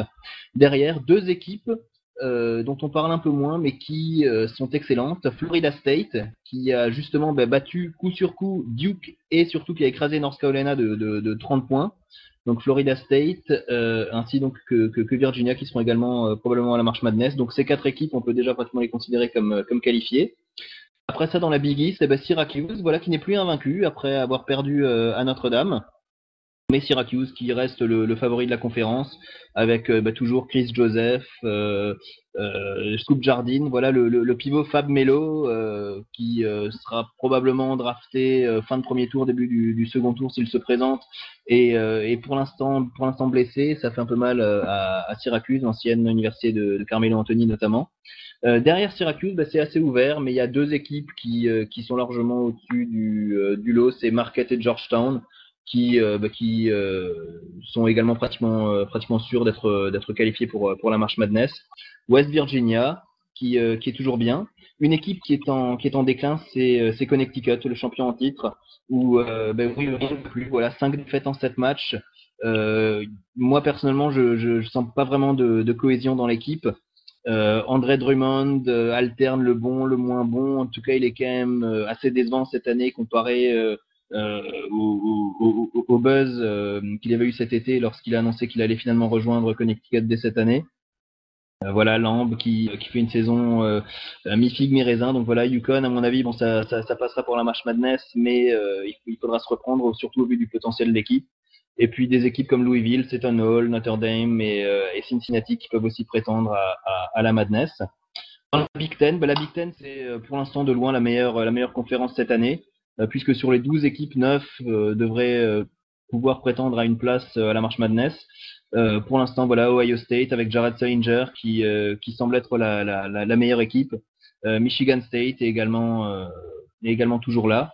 Derrière, des équipes comme Michigan, Indiana et Wisconsin qui sont également pratiquement sûrs d'être qualifiés pour la Madness. Voilà, Indiana qui avait réalisé un début de saison énorme avec notamment des victoires face à Ohio State et Kentucky. Voilà, ils se sont un petit peu tassés depuis quelques matchs, mais à mon avis ce sera solide en post-season. Attention également à Illinois dans cette conférence. La Big 12, alors dans la Big 12, la Big 12 pour parler comme nos amis américains, 3 équipes se détachent très largement. Baylor avec son duo Perry Jones, Quincy Miller, 2 joueurs qu'on retrouvera très certainement dans les toutes premières places lors de la prochaine draft. Perry Jones qui m'impressionne vraiment beaucoup cette année, un joueur en NBA, je sais pas si je le verrais jouer plutôt 4, plutôt 3, mais en tout cas un joueur de grand talent qui pourrait apporter à beaucoup d'équipes. Kansas avec Thomas Robinson, peut-être le favori pour le titre de joueur de l'année, qui lui aussi sera sans doute dans le top 5 de la prochaine draft. Un excellent intérieur, très bon rebondeur, voilà, qui était barré par les frères Maurice l'année dernière et qui explose littéralement cette année. Et troisième équipe, Missouri. Missouri, on pourrait faire un peu un parallèle avec des équipes comme Philadelphie ou Denver en NBA, c'est-à-dire pas vraiment de leader au sein de l'équipe, mais une très belle rotation et le danger peut venir vraiment de partout. Donc dans la Big 12, ces 3 équipes, à mon avis, risquent de faire mal et on risque d'en trouver au moins une au Final Four. Voilà, et puis la Pac-12 qui est vraiment la grosse déception cette année avec des équipes comme UCLA et Arizona qui sont vraiment au fond du trou. Il y a une seule équipe qui pour moi fait bonne impression, c'est Washington avec Tony Broughton et Terrence Ross qui sont 2 excellents joueurs et qu'on retrouvera probablement s'ils se présentent au premier tour de la draft. Voilà, Washington qui pourrait espérer se qualifier. Dans la ACC, Kentucky, voilà, qui est le numéro 1 du pays, avec le futur numéro 1 de draft, je pense que maintenant on peut le dire, Anthony Davis, qui chaque match est plus impressionnant. Il tourne à pratiquement 5 contres de moyenne en NCAA, plus 10 rebonds, plus 15 points. Un sens du jeu déjà qui est excellent pour un joueur de son jeune âge. Voilà, faudrait peut-être qu'il gagne un petit peu en volume physique, mais je pense qu'on peut dire qu'il sera numéro 1 de la draft. Michael Gilchrist-Kidd, également à Kentucky, loterie draft, très très bon ailier, assez athlétique, qui peut tout faire, il peut prendre des rebonds, il peut passer.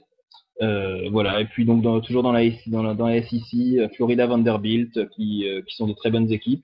Mississippi State avec un joueur que peu de gens connaissent, Arnett Moultrie, voilà, qui pourrait également prétendre à une place dans le top 10, très bon intérieur, très bon rebondeur.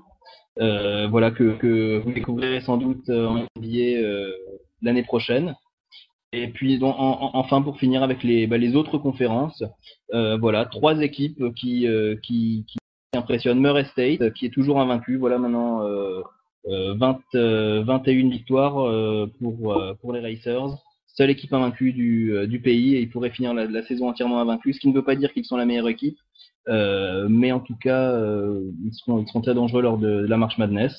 St. Mary's, également très bonne équipe, et Creighton avec le meilleur joueur issu des petites conférences,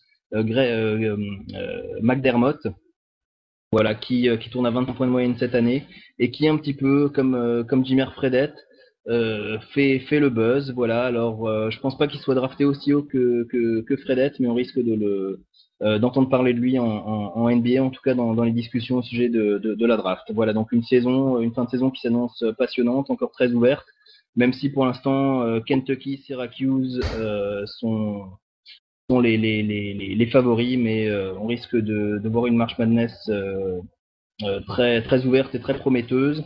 Et puis surtout un nombre de prospects NBA littéralement éblouissants.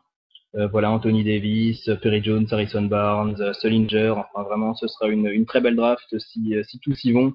On risque de retrouver de très bons joueurs jusqu'à la 20e place. Alors coach, moi petite question, est-ce qu'on pourrait pas faire le parallèle finalement entre Anthony Davis et j'ai envie de dire le Greg Oden de Ohio State il y a quelques années? Comment tu vois, est-ce qu'il y a des différences et qu'est-ce que t'en penses? Oui, oui, c'est deux joueurs qui ont un profil très différent. Voilà, Greg Oden était un pivot assez massif. C'était un vrai pivot. Anthony Davis, je pense qu'en NBA, il jouera plus 4 que 5. En tout cas, aujourd'hui, Mhm. il est encore très frêle physiquement. Voilà, on devrait faire un petit peu de musculation, voilà, gagner en masse. Et par rapport à Greg Oden, qui était, comment dire, qui est un pivot de fixation, très à l'aise, voilà, directement sous le panier. Davis est quand même beaucoup plus rapide, a des très bons moves. Voilà, il y a une détente de folie. Pour contrer, voilà, je sais pas, il me rappelle sur des vieilles images d'archives Bill Russell où on voit arriver de nulle part pour envoyer un contre qui part dans les tribunes, un petit peu comme LeBron James pourrait le faire Ouais. maintenant. Donc il y a quand même quelques différences entre les deux. Voilà, mais en tout cas Davis, à mon avis, ce sera. Bon, j'ai hâte de le voir en NBA, de voir s'il aura le même impact face à des joueurs ayant plus de volume, mais en tout cas, oui, je pense que à l'heure actuelle, numéro 1 de la draft, ce sera lui, suivi probablement par Perry Jones, Harrison Barnes, voilà, Thomas Robinson. Enfin, c'est vraiment, ça va être, Ouais. si tous y vont, ce sera vraiment très riche et les équipes n'auront que l'embarras du choix. Merci pour ce bilan pour le moins très complet. Bah ça va clôturer cet épisode des bénévoles. Je pense qu'on a bien fait le tour de toute l'actualité NBA. N'hésitez pas à nous donner votre retour sur basketevolution.com sur le topic approprié. Donc je vous remercie, trois bénévoles présents. Merci à vous. Merci à vous, merci pour votre attention si vous êtes resté jusqu'au bout. Ah, voilà, merci pour votre écoute. Et puis bah, on va se dire à une très vite prochaine fois. Comme je l'ai dit, peut-être pour le All-Star Game, peut-être avant, suivant les disponibilités et infos en NBA. Donc je vous souhaite à tous une bonne fin de soirée, une bonne journée si vous nous écoutez pendant la journée, et à très bientôt sur basketevolution.com. Ciao ciao! Salut. Ciao.